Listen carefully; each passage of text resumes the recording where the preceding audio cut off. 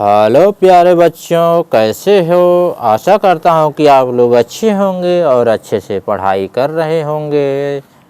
तो चलते हैं, आप लोगों के लिए MCQ यानी बहुविकल्पी क्वेश्चन मैं लेके आया हूँ। समय 3 घंटा 15 मिनट है। 70 अंक का पूर्णांक है। जो देखिए सेट आपका कितना है, 2025 का 801 BB कोड है। तो चलिए, असली है पेपर। आप लोग इसमें भ्रम में मत पड़ना। तो इसलिए आप लोग जितना MCQ कर लेंगे, परीक्षा में आप लोगों के लिए आसानी रहेगी। तो चलते हैं, फूल पत्ती वाली क्लास शुरू करते हैं। पहला क्वेश्चन है, बादल की मृत्यु। अरे यार, बादल की मृत्यु भी हो गई यहाँ पे। बादल की मृत्यु किसकी रचना है, आप सोचिए। बादल की मृत्यु राम कुमार वर्मा की हो जाएगी। ठीक है। अब दूसरा क्वेश्चन, किस कहानीकार की कहानियाँ मानसरोवर नाम से 8 भागों में संकलित हैं। तो मैंने पिछली क्लास में मैंने बताया था किसकी कहानियाँ हैं, जयशंकर प्रसाद की। तो इसका राइट आंसर प्रेमचंद की कहानी है, 8 भागों में प्रकाशित हुई थी। तीसरा क्वेश्चन है, शेखर एक जीवनी उपन्यास की लेखक हैं। तो कौन है। तो इसका राइट आंसर कौन सा हो जाएगा, शेखर एक जीवनी। तो इसका राइट आंसर हो जाएगा सच्चिदानंद हीरानंद वात्सायन अज्ञे। और आप लोग सब्सक्राइब, लाइक, शेयर ज़रूर कर देना। ठीक है।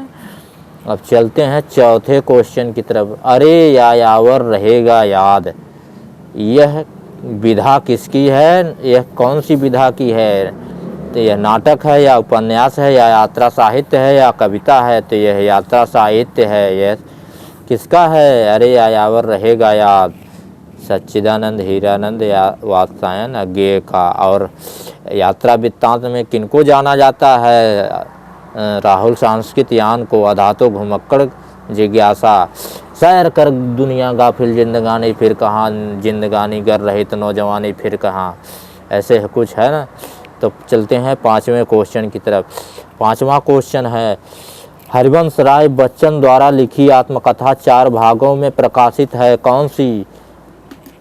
मेरी आत्मकहानी किसकी है, श्याम सुंदर दास की है। बसेरे से दूर हरिवंश राय बच्चन की। क्या भूलूं क्या याद करूं, नीर का निर्माण 4 भागों में सम्मिलित कौन सी नहीं है। तो इसका राइट आंसर हो जाएगा मेरी आत्मकहानी श्याम सुंदर दास की है। बाकी सब हरिवंश राय बच्चन की है। हरिवंश राय बच्चन के लड़के का नाम बता दीजिए। रंग बरसे भीगे चुनर वाली, रंग बरसे, कौन है, अमिताभ बच्चन। उनके लड़के का नाम अमिताभ बच्चन है। ठीक है। वही ये गाना गाए थे, रंग बरसे भीगे चुनर वाली, ओ खाई के पान बनारस वाला। ठीक। अब चलते हैं छठवां क्वेश्चन की तरफ। रीत काल की काव्य भाषा है, खड़ी बोली है या ब्रज भाषा है या भोजपुरी है या मैथिली है। तो इसका राइट आंसर कौन सा हो जाएगा, रीत काल में कौन सी भाषा बोली जाती थी। तो आप लोग इसको याद कर लीजिए, ब्रज भाषा, ब्रज भाषा। सातवां क्वेश्चन,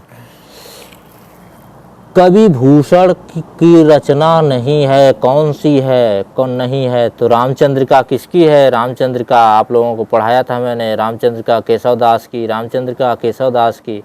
शिवराज भूषण, शिवा बावनी, छत्रसाल दशक, एक केशव दास, एक किसकी है, ये भूषण की कौन सी रचना नहीं है। तो शिवा बावनी, भूषण, राजभूषण, छत्रसाल दशक, ये भूषण की रचनाएं हैं। आठवां क्वेश्चन है, द्विवेदी युग का नामकरण किस साहित्यकार के आधार पर हुआ है। तो आप लोगों ने पिछले क्लास में देख चुका था यह क्वेश्चन को। द्विवेदी युग का नामकरण महावीर प्रसाद द्विवेदी के नाम पर हुआ था। ठीक है, 7वें का ये हो जाएगा। अब चलते हैं 9वें क्वेश्चन। तार सप्तक के कवियों को अज्ञे ने क्या कहकर संबोधित किया था। उन्हें कहकर राहों का अन्वेषण। मैंने पिछली क्लास में आप लोगों को पढ़ा चुका, आप लोग पिछली क्लास एक बार देखिए, उसमें ये मिल जाएगा। चलिए 10वां क्वेश्चन है, धूप के धान, धूप के धान बताइए। धूप के धान यानी जब धान उगते हैं। ठीक।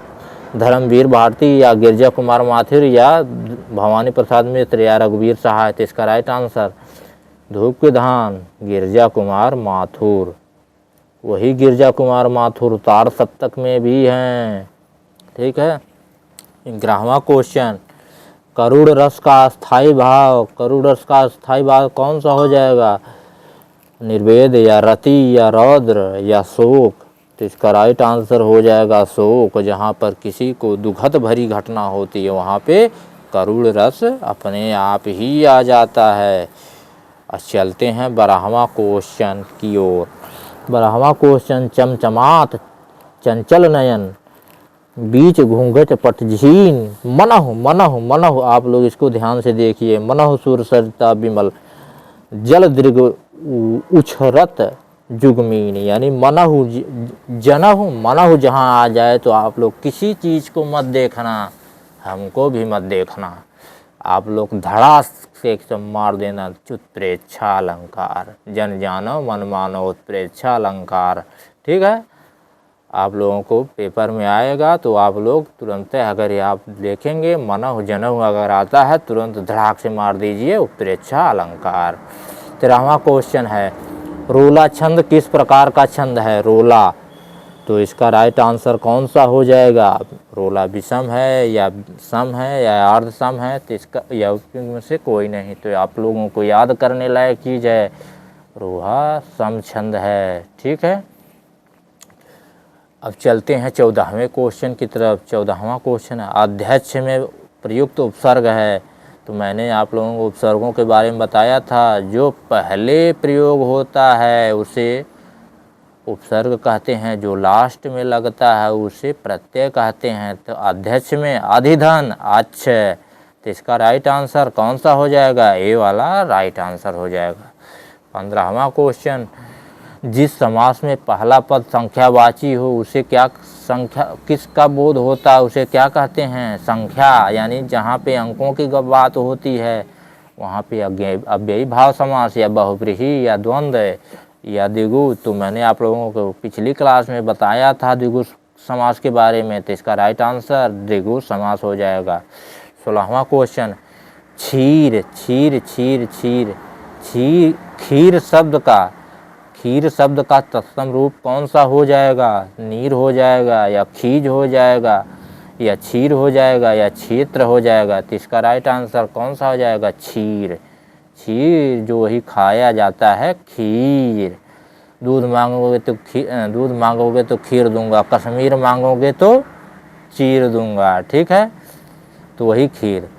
और 17वां क्वेश्चन है, तस्मय में विभक्ति और वचन है। तो इसका हमने पहले ही उस क्वेश्चन में मैंने बताया था, तो इसका राइट आंसर कौन सा हो जाएगा? चतुर्थी विभक्ति एक वचन।